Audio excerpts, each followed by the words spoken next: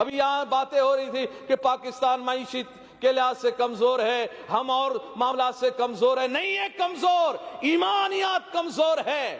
313 ہو کر وقت کے سپر پاور سے رسول اللہ نے ٹکرائے ہیں اور صحابہ کرام نے ساتھ دیا ہے اور پھر ان ہزار کو نیست و نابود کیا ہے. ہم نے اپنے اسلام اور رسول اللہ صلی اللہ علیہ وسلم کی تعلیمات سے ہم نے کیا سیکھا ہے؟ یہی سیکھا ہے کہ ہم ڈر کے مارے کہ پاکستان کو کچھ نہ ہو جائے. پاکستان اگر کوئی جملہ سخت بول دے گا تو مشکل ہو جائے گا. یہ بول دے گا کہ ہمارے میزائل آ رہے ہیں تو مشکل ہو جائے گا. یہ بول دیں گے کہ ہم اب فلسطین میں پہنچ رہے ہیں تو مشکل ہوگا. تو یاد رکھیے گا مشکلات نہیں ہیں یہ، بلکہ پیارے محبوب علیہ السلام کے دین پہ عمل کرتے ہوئے آپ کو احتجاج کرنا ہے تو آئیں، ہم بھی آپ کے ساتھ احتجاج کریں گے. سینے ہمارے حاضر ہیں، اسلحہ آپ کے پاس ہے، میزائل آپ کے پاس ہے، سینے ہمارے پاس ہے. آئیں اعلان کریں آج سے کہ ہم پاکستان سے پیدل چل کر فلسطین جا رہے ہیں.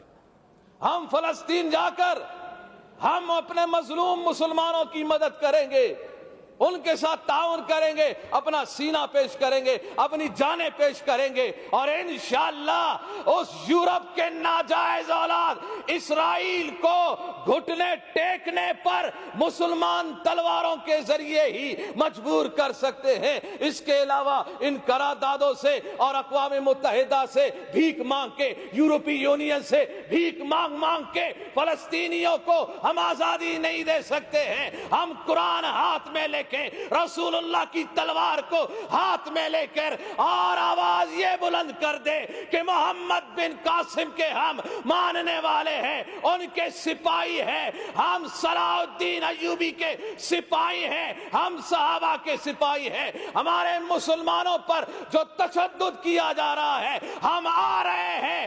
سنبھال سکتے ہو تو سنبھالو، ہر قوت کو ہم پست کر سکتے ہیں اپنے ایمانی جذبات سے، اپنے ایمانی معاملات سے، رسول اللہ کی تعلیمات سے. اور وہ یہی ہے کہ آج جرت کا ہم اظہار کریں. آج ہم جو فرض ایک عبادت ہے، جیسے نماز فرض ہے، جیسے روزہ فرض ہے، جیسے زکوٰۃ فرض ہے، جیسے حج فرض ہے، حج فرض ہے، اسی انداز میں جہاد بھی فرض ہے. اور جہاد پھر کب فرض ہوگا؟ پھر جہاد کا اعلان کب ہوگا؟ تب ہوگا جب پاکستان پہ حملہ ہوگا، جب پاکستان تباہ ہو جائے گا. پھر بھی تم